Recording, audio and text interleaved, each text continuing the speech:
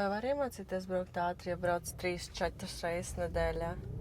Es domāju, ka noteikti. Tas jau tā kā tāds... Tas ir daudz, man liekas. Tas ir daudz, jā. Bet manā praksē arī ir īstenībā diezgan daudz taisni. Jo diezgan daudz...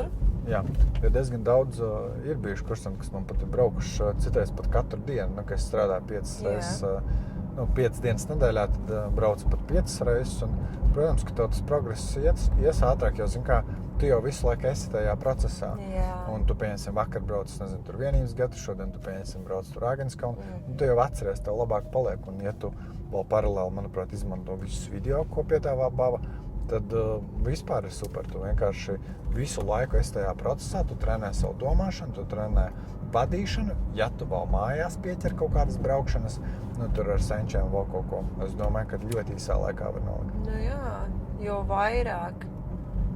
vairāk tu darīsi regulārāk, jo ātrāks būs progress.